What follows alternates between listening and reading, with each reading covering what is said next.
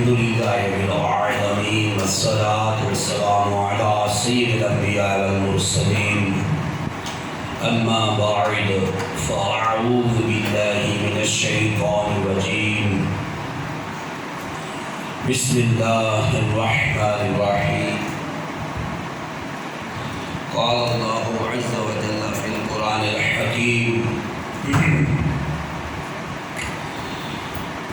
فمن حاجك فيه من بعد ما جاءك من العلم فقل تعالوا ندعو أبناءنا وأبناءكم ونساءنا ونساءكم وأنفسنا وأنفسكم ثم نبتهل فنجعل لعنة الله على الكاذبين صدق الله مولانا العظيم وبلغنا رسوله النبي الكريم الأمين. درس القرآن والحديث الآن عن تعريف أهل البيت وما معنى أهل البيت بالقرآن والسنة. والدہ استعملوا استماعاً. آج کا درس قرآن درس حدیث انتہائی اہم موضوع اہل بیت کون لوگ ہیں، قرآن نے کن لوگوں کو اہل بیت فرمایا اور حدیث مبارکہ میں کن کو اہل بیت فرمایا گیا.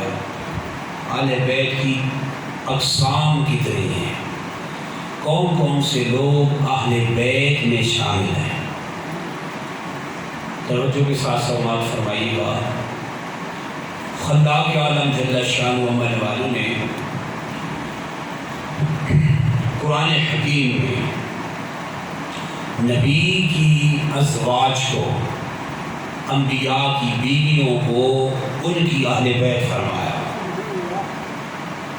قرآن چونکہ perfect guidance of all of the humanity, ساری انسانیت کے لیے ہدایت ہے، اور یہ چونکہ ان ھذا القرآن یہدی للتی ہی اقوم، قرآن سب سے سیدھا راستہ دکھاتا ہے.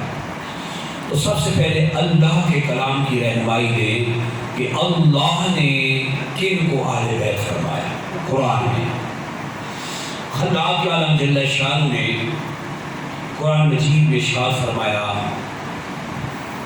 اذ غدوت من اہلک، اے حبیب صلی اللہ علیہ وسلم جب آپ اپنی اہل بیت سے باہر تشریف لائے، اپنے اہل سے، اپنی اہل بیت سے باہر تشریف لائے، تو بوّئ المؤمنین مقاعد للقتال، تاکہ مومنین کو، مسلمانوں کو جنگ کے کورس سکھائیں، جنگ کا طریقہ سکھائیں، ہنر سکھائیں. جنگ کا ہنر سکھانے کے لیے اے حبیب اذ غدوت من اہلک، جب آپ اپنی اہل بیت سے تشریف لائیں. یہ ام المؤمنین عائشہ صدیقہ العفیفہ رضی اللہ عنہ کا گھر مبارک تھا جہاں سرکار باہر تشریف لائے. اذ غدوت من اہلک، جب آپ اپنی اہل بیت سے باہر تشریف لائے، تو ام المؤمنین عائشہ صدیقہ کے گھر کو، ان کی بیوی کو اللہ نے قرآن میں اہل بیت فرمایا.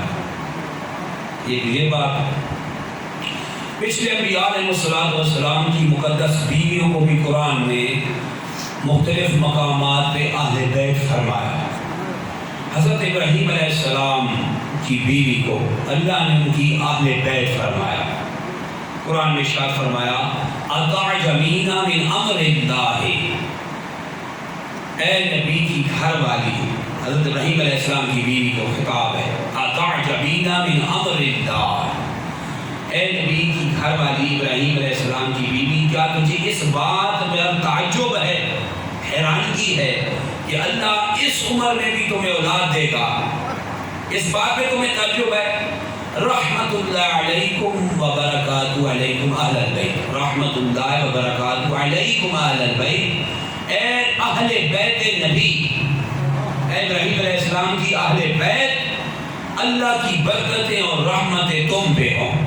یہاں اللہ نے اہل بیت فرمایا، اس کو حضرت ابراہیم علیہ السلام کی گھر والی کو اللہ نے اہل بیت فرمایا۔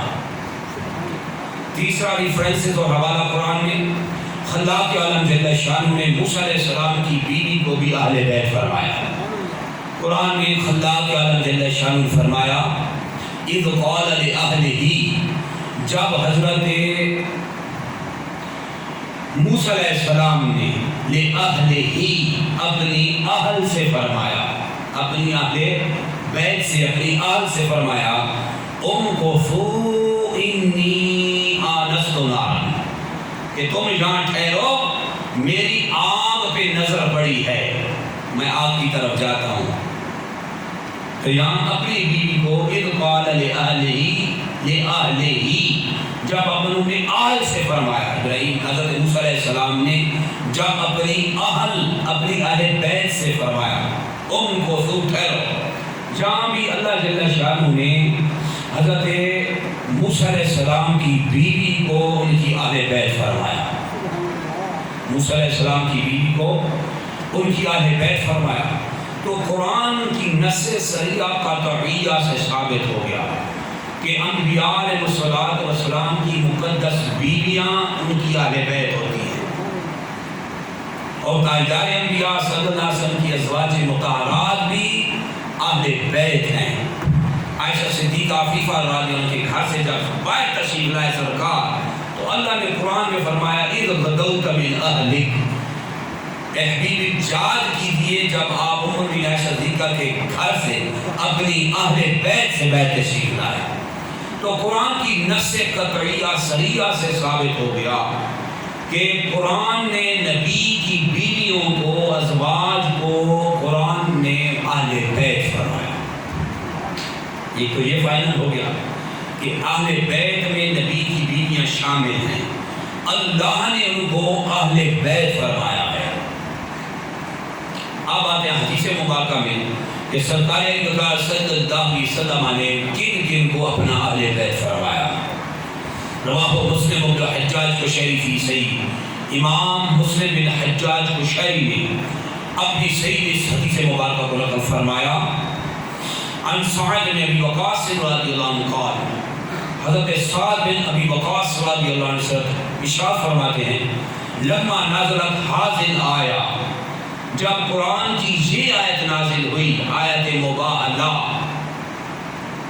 یہ آیت نازل ہوئی فمن حاجک فیہ من بعد ما جاءک من العلم، اے حبیب صلی اللہ علیہ وسلم آپ کے پاس علم آ جانے کے بعد بھی اگر لوگ آپ سے عیسیٰ علیہ السلام کے معاملے میں جھگڑا کریں کہ عیسیٰ نعوذ باللہ خدا ہے، فقل تعالوا، اے حبیب صلی اللہ علیہ وسلم آپ ان عیسائیوں کو چیلنج کریں، آپ عیسائیوں سے عیسائیوں کو فرما دیجئے تعالوا، آ جاؤ، ندعو ابناءنا، ہم اپنی اولاد کو بلاتے ہیں،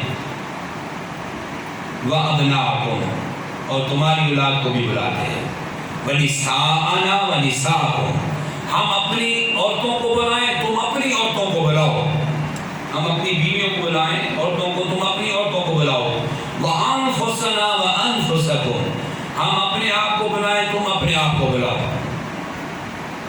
ثم نبتہل، پھر ہم دونوں فریق آپس میں مباہلہ کریں، فنجعل لعنت اللہ علی الکاذبین، تو ان دونوں میں جو جھوٹا ہو ہم اس پہ اللہ کی لعنت کریں، جو اللہ کی لعنت اس پہ ہو جاتی ہے کہ جو یہ عیسیٰ علیہ السلام کے بارے میں عقیدہ رکھتے ہیں کہ عیسیٰ نعوذ باللہ خدا ہے، تو اللہ نے اپنے حبیب صلی اللہ علیہ وسلم کو فرمایا کہ آپ ان عیسائیوں کو چیلنج کریں، اگر تم سچے ہو تو مباہلہ کر لیتے، مباہلہ مفاعلہ کے وزن پہ اس کے معنی ہے آپس میں دو فریق، دو گروہ جمع ہو جائیں، ان میں سے ایک گروہ، یہ ایک فریق یہ الفاظ کہے کہ اگر میں جھوٹا ہوں اور تم سچے ہو تو میں ہلاک ہو جاؤں، اور اگر میں سچا ہوں تم جھوٹے ہو تو تم ہلاک ہو جاؤ.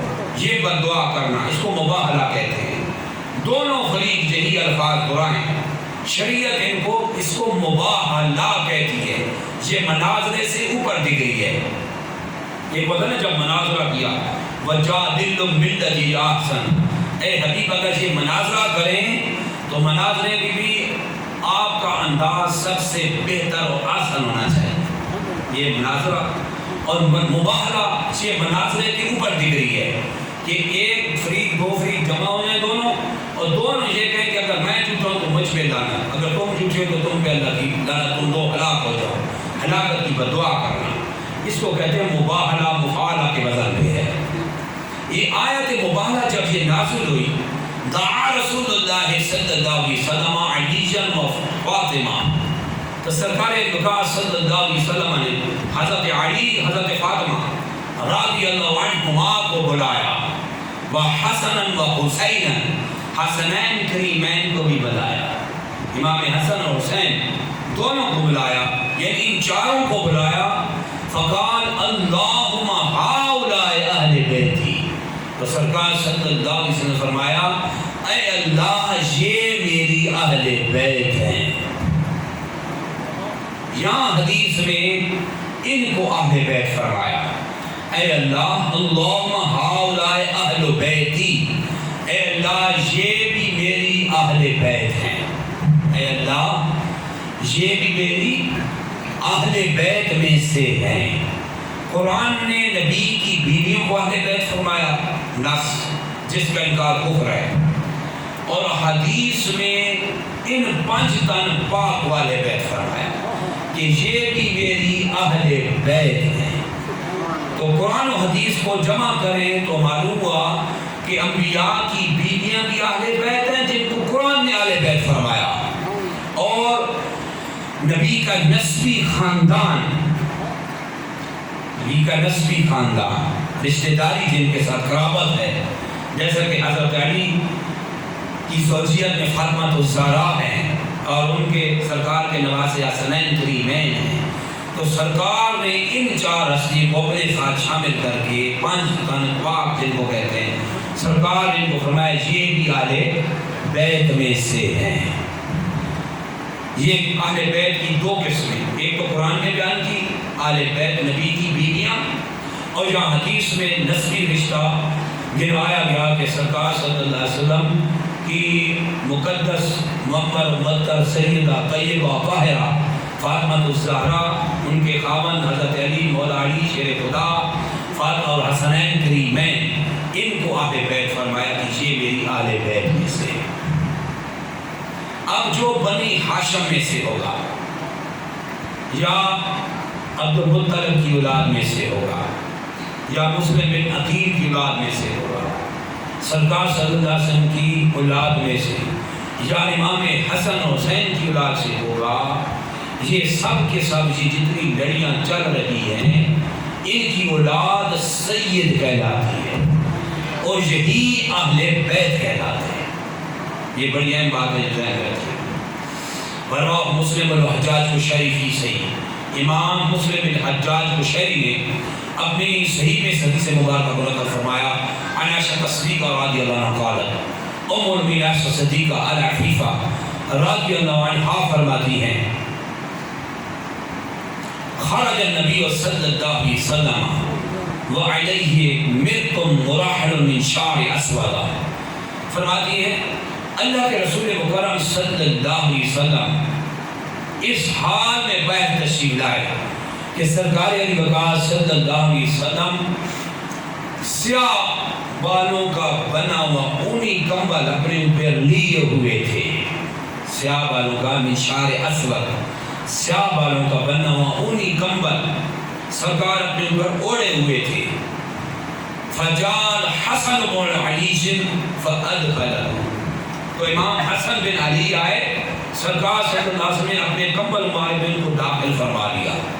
ثم جاء حسین، پھر امام حسین رضی اللہ عنہ ہے، فدخل معه، وہ بھی اس کمبل میں ان کے ساتھ شامل ہو گئے.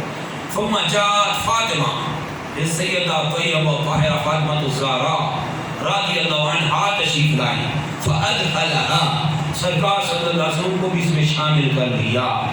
ثم جاء علی، پھر حضرت علی کرم اللہ وجہہ الکریم تشریف لائے، فادخلہ، سرکار نے ان کو بھی کمبل میں داخل فرما لیا۔ ثم قال، پھر سرکار صلی اللہ علیہ وسلم نے ارشاد فرمایا، انما یرید اللہ، اللہ یہی چاہتا ہے، لیذھب عنکم الرجس اہل البیت، اے اہل بیت نبوت، اے نبی کی اہل بیت، اللہ تم سے ہر قسم کی گناہوں کی آلودگیوں کو دور کر دے، وَيُطَهِّرُكُمْ وَيُطَهِّرُكُمْ تَطْهِيرًا، اور تمہیں خوب صاف ستھرا کر دے، تمہیں پاک کر کے خوب صاف ستھرا کر دے۔ سرکار صلی اللہ علیہ وسلم نے اس حدیث مبارکہ میں ان مقدس ہستیوں کو، حضرت علی، حضرت فاطمہ، حسنین کریمین کو کمبل میں داخل فرما کے اسی آیت تلاوت فرمائی۔ تو ان آل بیت کی عظمت بھی آیت سے معلوم ہو گئی کہ سرکار صلی اللہ علیہ وسلم کو اپنے کمبل میں داخل فرمایا، اور اللہ جل شانہ نے ان کے لیے آیت تطہیر نازل فرمائی، پاکی کی آیت، کہ اللہ یہی چاہتا ہے کہ اہل بیت اللہ تمہیں خوب پاک و صاف کرے۔ تو قرآن نے نبی کی بیویوں کو اہل بیت فرمایا، حدیث میں سرکار صلی اللہ علیہ وسلم کے یہ جو نسبی رشتہ چل رہا ہے، سرکار کی مقدس و منور بیٹی سیدہ طیبہ طاہرہ فاطمہ الزہرا کو حضرت علی کے نکاح میں دیا، حضرت علی داماد بنے، حسنین کریمین سرکار کے نواسے بنے، تو یہ ایک رشتہ ہے۔ اس لحاظ سے ان کو سرکار نے اپنی اہل بیت فرمایا، دونوں قسمیں ذہن میں رہے۔ سرکار صلی اللہ علیہ وسلم جب آیت مبارکہ نازل ہوئی تھی تو سرکار صلی اللہ علیہ وسلم نے رب کے حکم سے عیسائیوں کو مباہلہ کی دعوت دی، اور مباہلہ کرتے ہیں، تو عیسائیوں نے ایک دن کی مہلت مانگی، سرکار نے مہلت عطا فرمائی۔ وہ عیسائی گئے اور اپنے بڑے، جو ان کا پادری تھا، عیسائی بڑا جو ان کا لیڈر تھا، جس کا نام عاقب تھا، اس کے پاس گئے اور کہے کہ تم ہمیں یہ مشورہ دو کہ ہم اللہ کے نبی آخر زمان صلی اللہ علیہ وسلم کے ساتھ مباہلہ کریں یا نہ کریں۔ تو ان کے بڑے پادری نے کہا، عاقب نے کہا کہ تم یہ تو ضرور جانتے ہو کہ اللہ کے نبی مرسل حق ہیں، نبی آخر زمان ہیں، وہ تو تم نے انجیل میں پڑھ رکھا ہے، اور اگر تم ان کے ساتھ مباہلہ کرو گے تو تم تباہ و برباد ہو جاؤ گے۔ عیسائیت میں باقی رہنا چاہتے ہو تو یہ کام ہرگز نہ کرنا۔ چنانچہ وہ عیسائی سرکار صلی اللہ علیہ وسلم بارگاہ میں جب حاضر ہوئے تو سرکار صلی اللہ علیہ وسلم کو اس حال میں دیکھا کہ سرکار علیہ صلی اللہ علیہ وسلم کی مقدس آغوش مبارک میں، گود مبارک میں امام حسین ہیں، ایک ہاتھ امام حسن کے ہاتھ میں ہے، اور حضرت فاطمہ علی رضی اللہ عنہ سرکار کے پیچھے کھڑے ہیں، اور سرکار ان مقدس ہستیوں سے فرما رہے ہیں کہ جب مباہلہ ہو اور میں دعا کروں تو تم سب آمین کہنا۔ جب انہوں نے یہ منظر دیکھا تو ان کے بڑے عیسائیوں کے بڑے پادری نے کہا، خبردار تم ان ہستیوں کے ساتھ مباہلہ نہ کرنا، کیونکہ میں ایسے چہرے دیکھ رہا ہوں، اگر یہ اللہ سے پہاڑ کے ہٹانے کی دعا کر دیں، اللہ پہاڑ کو اس جگہ سے ہٹا دے گا۔ لہذا اپنی خیر چاہتے ہو، عیسائیت کو وجود باقی چاہتی ہو، تو ان کے ساتھ بھول کے بھی مباہلہ نہ کرنا، ورنہ رہتی دنیا تک عیسائیت کا نام و نشان نہ رہے گا۔ چنانچہ وہ سرکار صلی اللہ علیہ وسلم کی بارگاہ میں عیسائی حاضر ہوئے، انہوں نے کہا جزیہ ہم دیتے ہیں، مباہلہ نہیں کرتے، کیونکہ ان کو پتہ تھا ہم تباہ و برباد ہو جائیں۔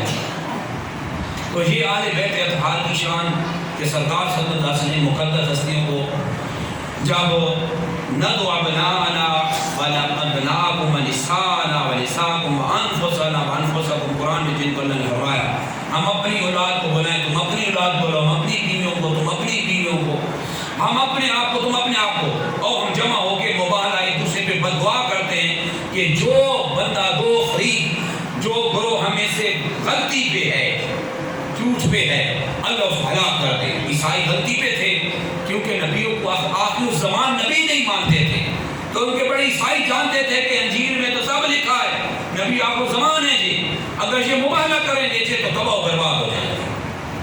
اس لیے انہوں نے مباہلہ کرنے سے اپنے آپ کو روک لیا اور جزیہ دینے پہ اپنے آپ کو راضی کر لیا۔ اور اس وقت سرکار صلی اللہ علیہ وسلم بارگاہ میں ہو گیا تھی کہ ہم جزیہ دیتے ہیں، مباہلہ کرنے کا ہمارا کوئی ارادہ نہیں ہے۔ اس وقت یہ آیا کہ مباہلہ نہ کرو۔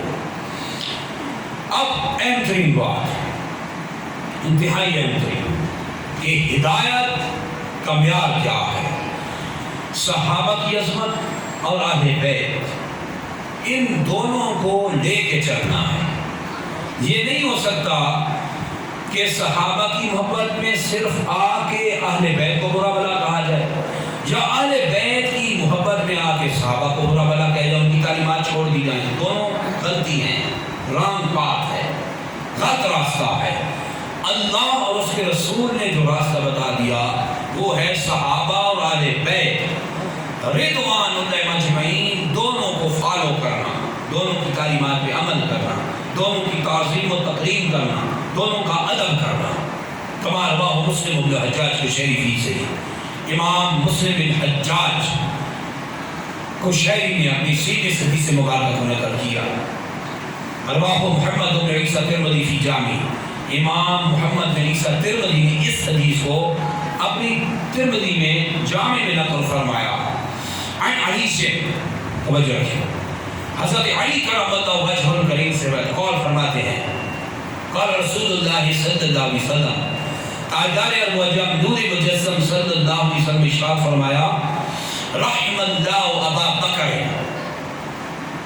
زوجنی ابنتہ، اللہ ابو بکر پہ رحم فرمائے، اللہ سیدنا ابو بکر پہ رحم فرمائے، زوجنی ابنتہ، جس نے اپنی بیٹی میرے نکاح میں دے دی۔ عائشہ صدیقہ عفیفہ رضی اللہ عنہا ابو بکر صدیق نے سرکار کے نکاح میں دی ہیں، سرکار اسی کو بیان فرمائے، اللہ رحم فرمائے ابو بکر پہ جنہوں نے اپنی بیٹی میرے نکاح میں دی۔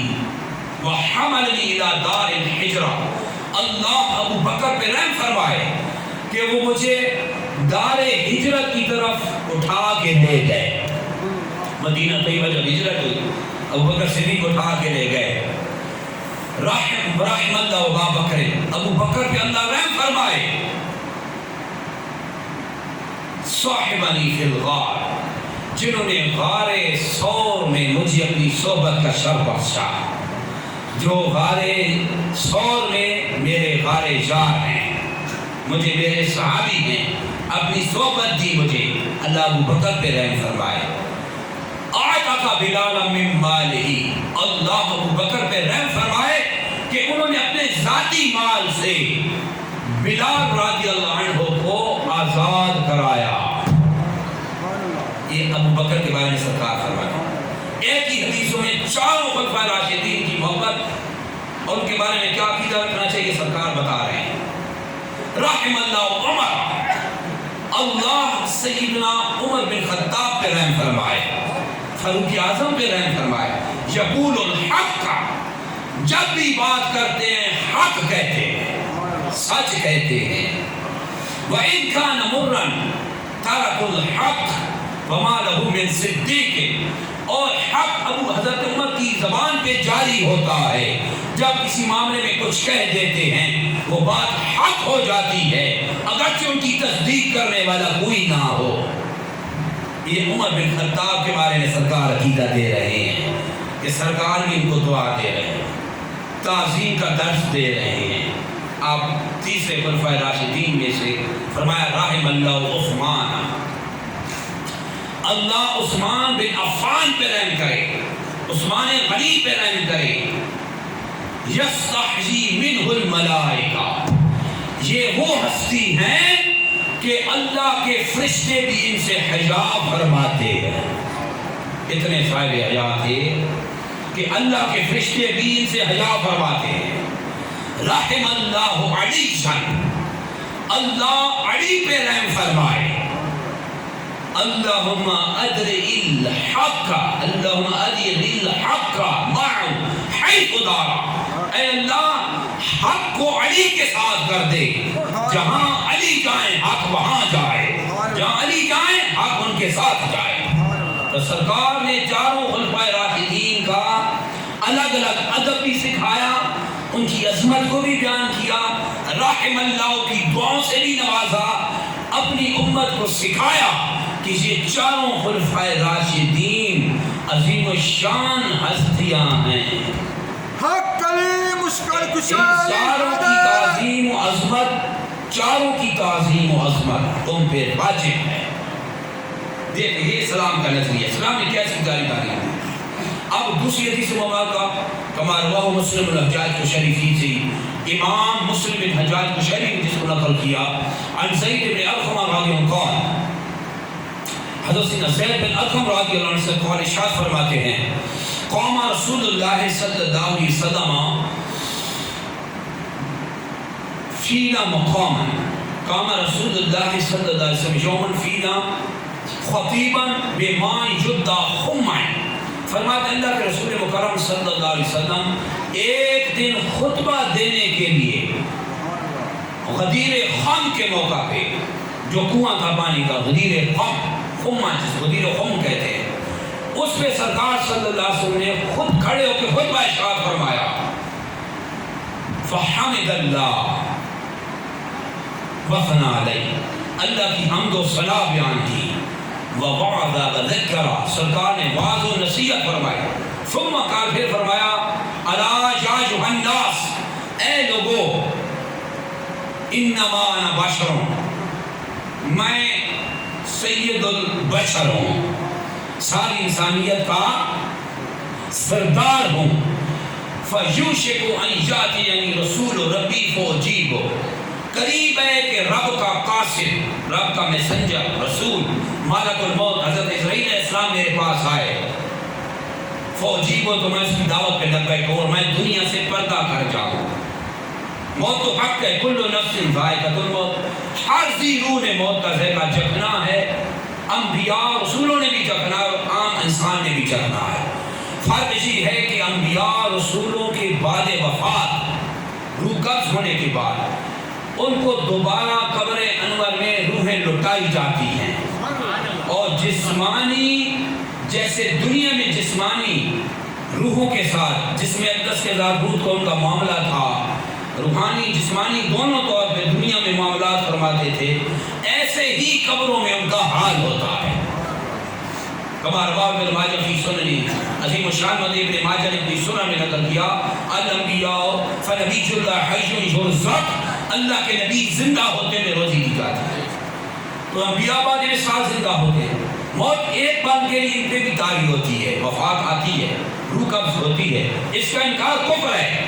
اہل سنت کا یہ مذہب نہیں ہے کہ وفات انبیاء کو آتی نہیں ہے، رسولوں اور انبیاء کو آنے واحد ایک پل کے لیے وفات آتی ہے، روح قبض ہوتی ہے، قرآنی وعدہ ہے اور یہی اہل سنت کا عقیدہ ہے۔ لیکن بعد وصال، روح قبض ہونے کے بعد، قبر میں تدفین کے بعد، روحیں انبیاء علیہ الصلوۃ اور رسولوں کی علیہ الصلوۃ والسلام کی روحیں ان کے جسموں میں لٹا دی جاتی ہیں اور تا قیامت لوٹی رہتی ہیں، اور اپنی قبروں میں وہ نمازیں بھی پڑھتے ہیں۔ کما رواہ مسلم الحجاج کشیری صحیح، امام مسلم الحجاج کشیری صحیح میں نقل فرمایا،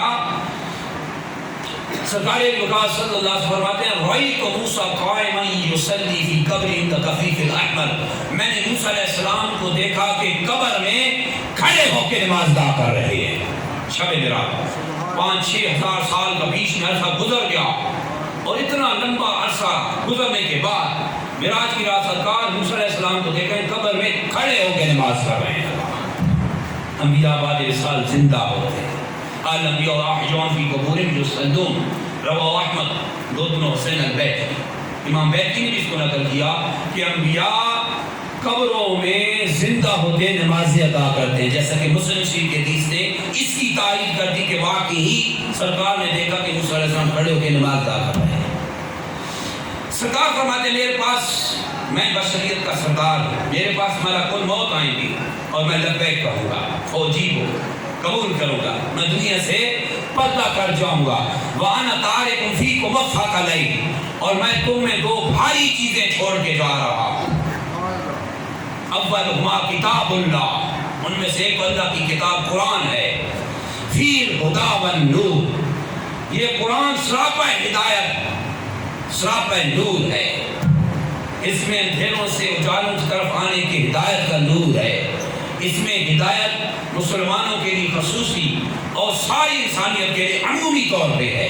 ہدی للناس ہدی للمتقین، دونوں کے لیے اللہ نے فرمایا، مومنین پرہیزگاروں کے لیے فرمایا ہدایت ہے، وہ ہدی للناس ساری انسانیت کے لیے بھی قرآن ہدایت ہے۔ تو یہ کتاب اللہ قرآن میں تم نے چھوڑے جا رہا ہوں، فخذوا بکتاب اللہ واستمسکوا بہ، کتاب اللہ کو مضبوطی سے تھامے رہنا اور اس کی تعلیمات، اس کے عقائد، اس نے اعمال جو دیے ہیں ان پہ عمل کرنا۔ فحث علی کتاب اللہ ورغب فیہ، سرکار صلی اللہ علیہ وسلم نے قرآن پہ ابھارا اور اس میں ترغیب دلائی، یعنی خوب اس میں شوق دلایا۔ ثم قال وَأَهْلُ بَيْتِي، فرمایا دوسری چیز جو تمہیں چھوڑے جا رہا ہوں وہ میری اہل بیت ہے۔ اذکرکم اللہ فی اہل بیتی، اذکرکم اللہ فی اہل بیتی، میں اپنی اہل بیت کے بارے میں تمہیں اللہ سے ڈراتا ہوں، اپنی اہل بیت کے بارے میں تمہیں اللہ سے ڈراتا ہوں کہ تم ان کی تعظیم و تکریم کرنا، ان کو تکلیف نہ دینا، ان کی حفاظت کرنا، ان کی روایات کا اعتبار کرنا۔ کافی روایت اخرى، اسی حدیث کی دوسری روایت میں کتاب اللہ و حبل اللہ، کتاب اللہ کی رسی ہے، کتاب اللہ قرآن، من اتبعہ کان علی الہدی، جو قرآن کی تعلیمات پہ عمل کرے گا، اتباع کرے گا، وہ ہدایت یافتہ ہوگا۔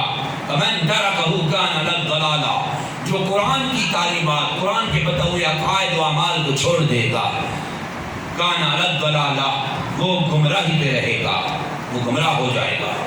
تو سرکار نے دو چیزیں بڑی اہم فرمائی، ایک کتاب اللہ کو میں چھوڑے جا رہا ہوں، اس کے عقائد و اعمال جو قرآن نے بیان کی ان کو مضبوطی سے تھامے رہنا، اس پہ عمل کرنا، اور دوسری اہل بیت، ان کے معاملے میں اللہ سے ڈرنا، اہل بیت کی سیرت اور کردار کو اپنانا کہ ان کی سیرت اور کردار عین سنت کے مطابق ہے، تو ان کے مطابق اپنی زندگی گزارنا، یہ دو چیزیں چھوڑے جا رہا ہے۔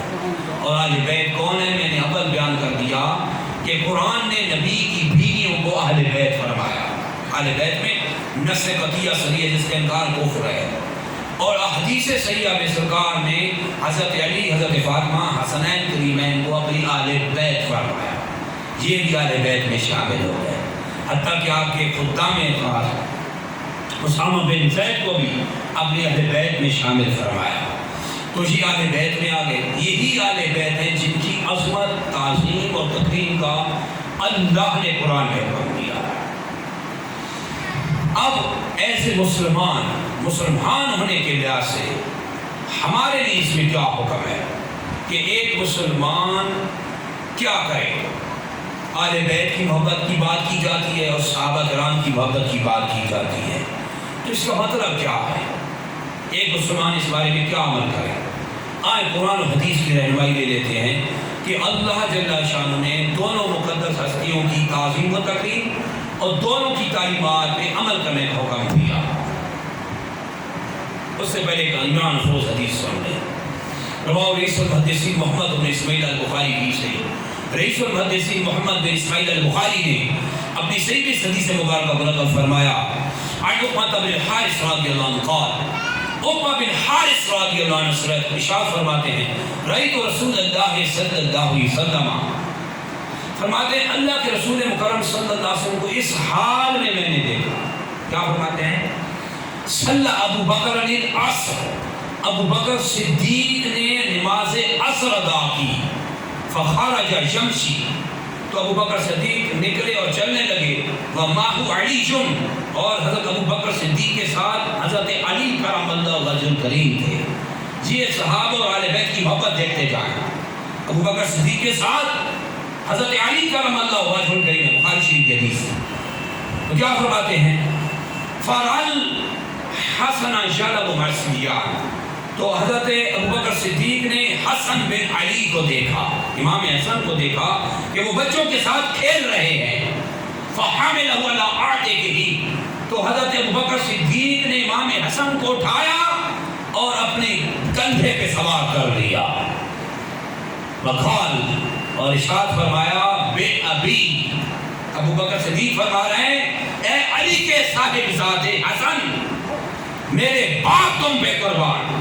شبیہم بالنبی صلی اللہ علیہ وسلم لیس شبیہم بعلی، جتنی تجھے مشابہت حضرت اللہ کے محبوب سے ہے، رسول خدا سے ہے، اتنی تیرا چہرہ حضرت علی سے نہیں ملتا جتنا اللہ کے رسول سے ملتا ہے. وہ علی جو یضحک، علی نے جب یہ سنا تو علی مسکرانے لگ گئے اور ہنس رہے تھے. یہ تھی صحابہ والے بیت کی محبت. وفی هذا الحدیث رد علی الغرابیہ، اور اسی حدیث میں مولا علی قاری رحمۃ اللہ علیہ فرماتے ہیں فرقہ غرابیہ کا رد ہو گیا.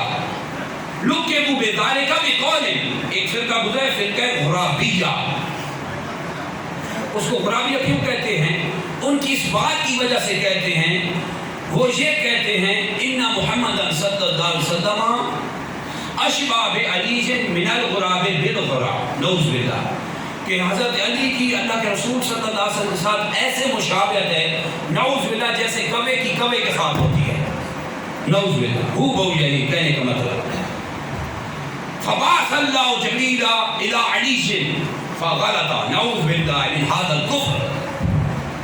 وہ کیا کہتے تھے وہ کہ اللہ نے وحی دے کے نعوذ باللہ جبریل امین کو علی کی طرف بھیجا تھا، کہ حضرت علی کو نبی مانتے تھے. توجہ رکھنا، وحی علی پہ نازل کرائی جا رہی ہے. تو نعوذ باللہ جبریل امین علیہ السلام نے غلطی کر کے وہ جو وحی اللہ نے بھیجی تھی وہ سرکار پہ نازل کر دی. اس کہنے میں 3 کفر ہیں کہ اللہ کو غلط مان رہا ہے، نعوذ باللہ دوسرا غیر نبی کو نبی ماننا، ایک نبی نے اس پہ نبی ماننا، یہ دوسرا کفر. پھر تیسرا جبریل امین کے سامنے غلطی کہنا کہ نعوذ باللہ انہوں نے غلط کیا، تیسرا کفر ہو گیا. کیونکہ جبریل فرشتوں کے بارے میں اللہ اعلان فرماتا ہے یفعلون ما یؤمرون، یہ فرشتے وہی کرتے ہیں جو اللہ کی طرف سے ان کو حکم دیا جاتا ہے. لا یعصون اللہ، یہ اللہ کی نافرمانی نہیں کرتے. تو یہ کیسے ہو سکتا ہے کہ وہی نعوذ باللہ حضرت علی کی طرف آنی تھی اور سرکار پہ نازل ہوئی؟ وہی تو نبی اور رسولوں پہ نازل ہوتی ہے، تو غیر نبی پہ کیسے وہی نازل ہوئی؟ اس حدیث میں اس کا بھی رد ہو گیا کہ حضرت ابو بکر صدیق فرماتے ہیں بے ابی شبیہم بالنبی لیس شبیہم بعلی، میرے باپ تم پہ قربان ہے حسن، اللہ کے رسول سے جتنا تمہارا چہرہ ملتا ہے حضرت علی سے نہیں ملتا. وعلی جو یضحک، اور حضرت علی کرم اللہ وجہ الکریم مسکرا رہے تھے. یہ ہے ابو بکر صدیق اور مولا کائنات حضرت علی کا آپس میں پیار. یہ ہے ابو بکر صدیق اور ان کے صاحبزادے حضرت امام حسن بن علی سے ابو بکر صدیق کا پیار. تو اسلام نے یہ دکھایا، قرآن و سنت نے، کہ اہل بیت اور صحابہ ایک دوسرے پہ جان نثار تھے، نعوذ باللہ دشمن نہ تھے. یہ بڑی اہم بات ہے. جیسا کہ آج کل اس کا نیگیٹو پہلو پیش کیا جاتا ہے، نعوذ باللہ الٹا کر رد کر دیا جاتا ہے کہ نعوذ باللہ صحابہ اہل بیت ایک دوسرے دشمن تھے. نعوذ باللہ اس کا رد ہو گیا، حدیث نے رد کر دیا، اس کو ریجیکٹ کر دیا کہ صحابہ اہل بیت ایک دوسرے کے ساتھ شیر و چکر تھے. اور وہ کیسے تھے؟ اور اللہ نے حدیث قدسی میں کیسی رہنمائی فرمائی؟ 10 حدیث آ رہی توجہ کے ساتھ سننا. رواہ رزین رواہ محمد بن عبد الخطیب فی مشکات المصابیح، عظیم الشان محدث امام خطیب محمد بن عبداللہ نے مشکات المصابیح میں اس کو نقل کیا. امام رزین نے اس حدیث مبارکہ کو نقل فرمایا. بہت ہی زبردست حدیث ہے، اگر توجہ کے ساتھ سننا کہ کیسی زبردست تعلیم سرکار نے ہمیں دی ہے. عن عمر بن الخطاب قال سمعت رسول اللہ صلی اللہ علیہ وسلم یقول، حضرت فاروق اعظم رضی اللہ عنہ سے فرماتے ہیں اللہ کے رسول مکرم صلی اللہ علیہ وسلم کو میں نے یہ فرماتے سنا. یقول، اللہ کے رسول ارشاد فرماتے ہیں سألت ربی عن اختلاف اصحابی من بعدی، کہ میں نے اللہ جل شانہ سے اپنے بعد صحابہ کرام میں جو علمی اختلاف پیدا ہوگا، اجتہادی اختلاف جو ہوگا، اس کے بارے میں اللہ سے پوچھا کہ اس کی نوعیت کیا ہے. اختلاف کون سا ہے؟ یہ وہ اختلاف نہیں جو ہمارے معاشرے میں ہوتا ہے. ہم اختلاف کو دشمنی کہتے ہیں. شریعت دشمنی اس کو نہیں کہتی. شریعت اس کو کہتے ہیں علمی اختلاف, اجتہادی مسائل میں علمی اختلاف. اور کیوں پیدا ہوا؟ اس کی کریشن کہاں سے ہوئی؟ خود سرکار کے امر مبارک سے ہوئی. ایک کام کو سرکار نے 3 طریقوں پہ کیا. توجہ رکھنا, ایک ہی کام ہے, نماز ایک عبادت ہے نا, مگر سرکار نے 3 طریقوں سے ادا کی. ہاتھ یہاں بھی باندھے, رفع یدین بھی کیا. نمبر 1, سرکار کے صحابہ نے ہاتھ چھوڑے, ہاتھ چھوڑ کے بھی نماز حدیث صحیحہ سے ثابت ہے. اور جو ہم حنفی امام اعظم حنیفہ کے پاس یہ جو ناک کے نیچے باندھتے ہیں, یہ بھی حدیث صحیحہ سے ثابت. سرکار نے, سرکار صلی اللہ علیہ وسلم کا آخری عمل یہی تھا. یہ مختلف عمل جو تھے, ایک عبادت کو 3 طریقے سے ادا کرنا, یہ ہے علمی اختلاف. یہی اختلاف صحابہ میں تھا. جس نے جو عمل کیا تو سرکار کی اتباع میں نا, تو یہی ائمہ مجتہدین نے اخذ کیا. جس مجتہد کو جو حدیث روایت سب سے قوی نظر آئی, اس نے اس حدیث کو لیا اور اس پہ اجتہاد کر کے اس کو عمل میں لایا. اس لیے فقہاء میں یہ علمی اختلاف چلتا ہے حدیث صحیحہ کی وجہ سے. تو سرکار فرماتے ہیں سألت ربی عن اختلاف اصحابی من بعدی, میں نے اپنے رب سے اپنے بعد صحابہ کرام علمی اختلاف جو پیدا ہوگا اس کے بارے میں پوچھا کہ کیا حال ہوگا. فأوحى الله إلي يا محمد, تو اللہ نے میری طرف وحی فرمایا محمد صلی اللہ علیہ وسلم, ان اصحابک عندی بمنزلۃ النجوم فی السماء. بڑی اہم بات آ رہی ہے. اللہ نے فرمایا محمد صلی اللہ علیہ وسلم, اللہ نے وحی فرمائی کہ آپ کے صحابہ کرام کی قدر و منزلت, ان کی عظمت میرے ہاں ایسی ہے جیسا کہ آسمان میں ستارے آسمان کو چمکا رہے ہیں, مزین کر رہے ہیں. وَلَقَدْ زَيَّنَّا السَّمَاءَ الدُّنْيَا بِمَصَابِيحَ, سورہ نجم اللہ فرماتا ہے ہم نے آسمان دنیا کو ستاروں سے روشن کیا, مزین کیا, سجایا. تو میرے ہاں آپ کے صحابہ کی قدر و منزلت ایسی ہے جیسے آسمان میں ستارے چمک رہے ہیں. بعد و اقوا من بعد, جیسے ستارے ایک دوسرے سے بڑے ہیں, ایک سے قوی ہیں, اس طرح آپ کے صحابہ کی عظمت ایک دوسرے سے بڑھ چڑھ کے ہے. وَلِكُلٍّ نُورٌ, آپ کے ہر صحابی کے ساتھ ہدایت کا نور ہے. فَمَنْ أَخَذَ بِشَيْءٍ مِّمَّا هُمْ عَلَيْهِ اخْتِلَافٍ, تو جس نے آپ کے صحابہ کرام کے کسی علمی اختلاف میں سے کسی ایک صحابی کی اتباع کی, کسی ایک کو فالو کیا, کسی صحابی کے کسی بھی ایک مسئلے کو اختیار کر لیا, فَهُوَ عِنْدِي عَلَىٰ هُدًى, اللہ فرماتا ہے وہ میرے نزدیک ہدایت یافتہ ہے.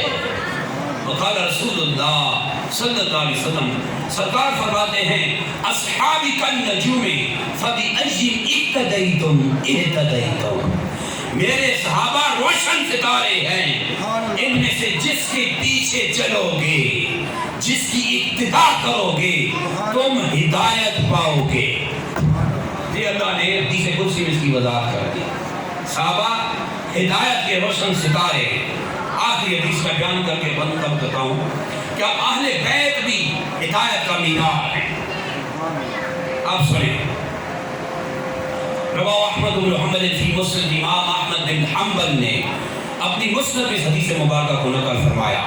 7.5 لاکھ حدیثوں کے حافظ الحدیث امام احمد بن حنبل مسند, حدیث صحیحہ سے ایک اور اوپر ڈگری, اس کو کہتے ہیں مسند. حدیث مسند میں حدیث صحیحہ کو نقل فرمایا. عن ابی ذر رضی اللہ عنہ انہ قال وهو آخذ بباب الکعبہ, حضرت ابو ذر رضی اللہ عنہ نے اس وقت ارشاد فرمایا جب وہ کعبہ شریف کا دروازہ پکڑے ہوئے تھے. فقال, فرمانے لگے سمعت رسول اللہ صلی اللہ علیہ وسلم یقول, فرماتے ہیں میں نے اللہ کے رسول صلی اللہ علیہ وسلم کو یہ فرماتے سنا. سرکار ارشاد فرماتے ہیں الا ان مثل اہل بیتی فیکم مثل سفینۃ نوح, فرمایا میری اہل بیت کی مثال, خبردار میری اہل بیت کی مثال تمہارے اندر ایسے ہے جیسا کہ نوح علیہ السلام کی دور میں جو کشتی تھی, جو ان کے لیے وہ اہمیت رکھتی تھی, میری اہل بیت تمہارے